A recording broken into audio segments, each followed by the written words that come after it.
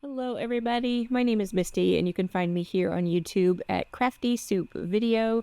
I'm so excited that Sarah asked me to do a guest spot on her channel, and she tasked us with doing kind of our ordinary style of layout. So I am going to do just that by starting with telling ordinary stories.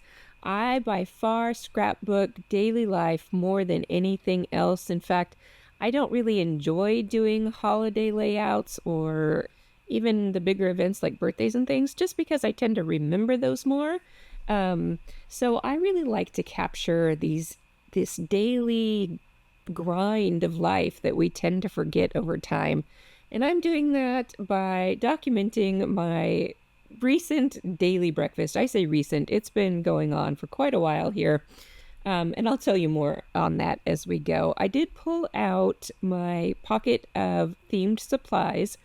I don't use a huge amount of themed supplies. I try to keep things pretty general, but I do have a few of them. So since I have them, let's go ahead and put them to use. I did select a few bits and pieces from that whole pouch of stuff, especially some frames. I enjoy using frames to kind of ground other elements of my layouts, including titles, embellishments, things like that. So, and here I am. I'm going to use the packaging from that as well to do some die cutting. I have the recipe card that has some florals on it, and I'm going to pull my color scheme from that one card. And here are some Concord and Ninth inks in, I think, honeycomb, grapefruit, and tide pool, I believe, are the colors that I pulled out for a little bit of mixed media in the background. In order to help my photo stand out from everything, I am going to end up double matting it. At first I thought I would just use this single mat, but the white edges against the whites of the paper, I wanted to contrast that a little bit more. And even more, I am going to ink my edges. This is something I did a lot back in the day, and it's come back for me, especially since this photo has quite a bit of a darker blue there at the top that doesn't quite go with the color scheme that I pulled from my papers. So I'm going to tone that down with this kind of vignetting inking technique so that it draws the focus more into my banana toast, which I'm pretty repetitive in the mornings, and I've gone through different food phases, and the current food phase is banana toast most days of the week. We kind of mix it up on the weekends, but I like to be really easy, know what I'm doing in the morning, not have to cook. It just pop some toast in, slice a banana, and put some peanut butter on there, and I'm good to go. And it feels like a healthy breakfast. All right, I'm going to ground that photo on my layout in a few different ways. We're going to add some mixed media. We're going to solidify it with this journaling block, which I like to write a lot. I have a lot to say, so I try to leave myself plenty of room for journaling. And then I will pull out some scrap paper in a little bit and add some strips down here at the bottom. Oh, I already have it. So there it is. I've got this scrap paper. I tried to find some tones that fit with the color scheme that I was going with.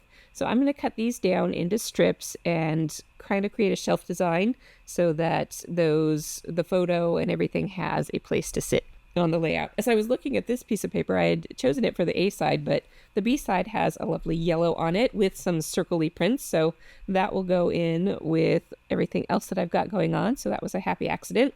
And then I like my strips to be kind of offset, so I make larger ones, shorter ones, skinnier ones, thicker ones, and then I will get those all glued down to be the foundation for this. But of course, before I do that, I've got to get all my edges inked, and I won't show you the whole process, but I do keep a dedicated ink tool here in a Ziploc baggie so that I can pull it out easily whenever I want to do edge inking, which is happening more and more again these days, like I mentioned. All right, let's get to the mixed media part. I can be a very messy, crowded mixed media person, but I'm going to keep it really simple today and just add some mood to the background. And I chose this kind of bubbly circle stencil that kind of mimics the circles of my bananas. And here I am starting off with a good yellow color to go with those bananas. So I am concentrating the color down towards where my photo is going to be. And in fact, I started inking under where the photo will be so that any of the heavy blotches of ink that can tend to happen when you first start inking will happen where they're hidden, and I fade it out as I go with a lighter hand up and around. I have to be careful not to hit the straight edge of the stencil because I want to keep that kind of flow and floaty feeling in the background. And then just a quick mist with, I just use water. I know a lot of people like to use alcohol to clean off their stencils. I do sometimes, but I really, with a water and a rag, I really find that it just cleans up super easy. If you're here watching Sarah's channel, you probably already are comfortable with some of the mixed media stuff, but a lot of the people that I kind of talk to are people who are not necessarily comfortable with mixed media, so I like to explain things as I go. All right, I'm switching off to color number 2, and I will just do the same thing, starting it under where the photo is going to be and then fading it out. All right, here I'm getting close to the edge, so I want to make sure that I take care not to do that. I do hold my stencil and do some peeking so that I can see if I'm happy with the weight of the shade, if it's fading enough, if there's too many harsh lines, and so on. So another quick wash of my stencil and we can get on to the next color. All right, I very much work with the rule of 3s, so that is why I chose 3 colors, and I will do this in 3 spots on my layout. I do like to kind of rub off my brush before I get started with a new color, just to remove any other color that might be on the brush, soften up the bristles to make it ready to go. And yet, this brush gave me that heavy blob of ink that I was trying to avoid. I'm glad that I hid it under everything else. All right, it is time to start attaching everything down. When I'm putting all these little strips in place, I like to make sure that my edges have some unevenness to it because I think it adds to a nice flow to the layout. So that is something I try to do.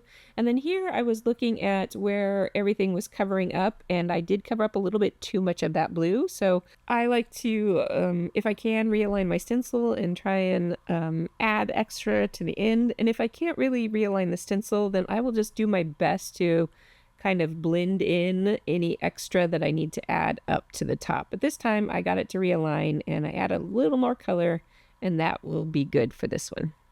Next up is my title, and this is one of my pet peeves. I hate throwing away leftover letters from an alpha sticker sheet. I do my best to kind of alter letters, mix it up until I can use up as many of these letters as I possibly can, and I often run out of the letters that I need, so I will Frankenstein letters until I get what I need. And I love a good mixed font, mixed color title, so I have got that going on, and this piece of parchment paper will help me keep that title in place while I work on other pieces.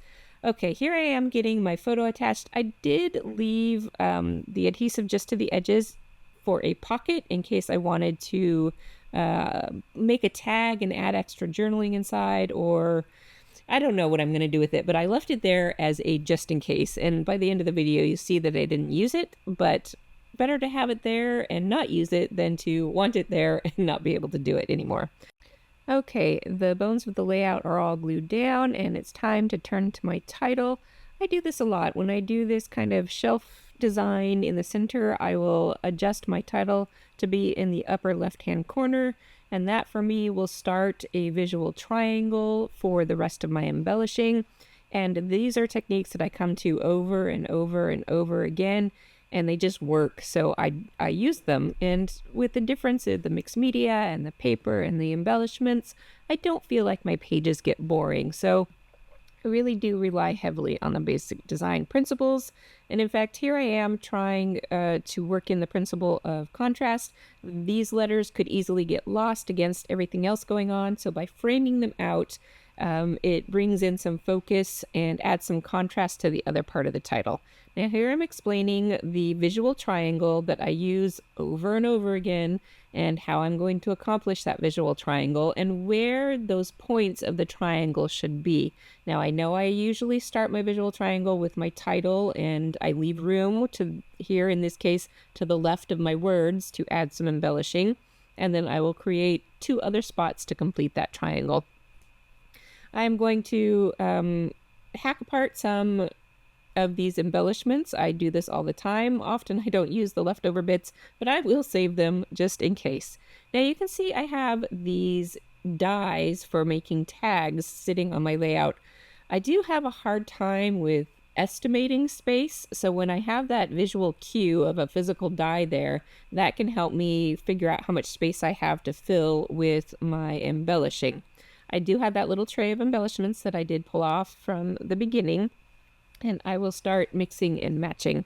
I did add punches to my little tags so that they each have a hole that is scaled to their own tag size.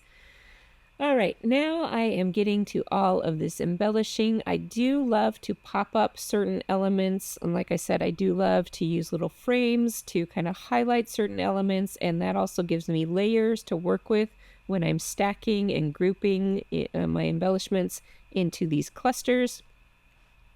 I almost forgot that I want to ink up my tags as well so that they fit in with the background. And I really like to use a very similar element in each cluster that can help as a grounding element. So that again is another one of those really basic graphic design principles to put into place. And I have practiced these over and over and over again over the years and have made lots of mistakes, but I have gotten where I am very comfortable with my process of building up clusters, and so I do the same steps over and over again because they work for me. All right, with this little tag, I popped it up and I'm going to go ahead and layer some elements. When I'm layering elements, I always like to try and overlap some things, let things dangle off the edges. I think that makes for a more dynamic cluster. So here I have added a little bit of floral to this piece because there are florals on other part. Now they are darker, and that kind of goes along with the black that I used to mount my photo. And I feel like I didn't have enough florals to spread around so that there is some consistency to what I'm adding to this layout. So I always have a balance of consistent elements and a little bit of fun different elements for each of my clusters. So I'm going to figure out where I want to add some more florals to this. And as I do that, another thing that I really do with my clusters is go with the, how does it go? Pint, quart, gallon method, so that I have one cluster that is much smaller, and that is naturally usually near my title, one cluster that is kind of medium in size, and then one cluster that is larger in size. So that pint, quart, gallon method I use often.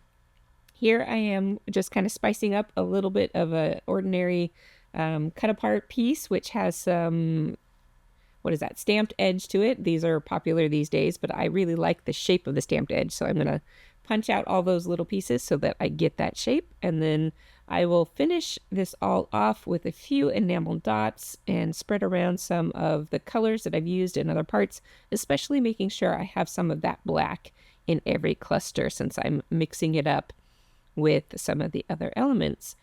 All right, and here is a final look at the finished layout. I am so happy that I got to share my work with you here on Sarah's channel, and as I leave you with these still photos, I hope you appreciated hearing my whole thought process behind how I pick and choose all of the elements of my layout and how I get them all to be cohesive. Thank you so, so much, Misty, for being a guest designer on my YouTube channel today. I love your layout, and please be sure to head down to the description box below where you will find links to Misty's YouTube channel so you don't miss any of her videos. They are all amazing. Bye.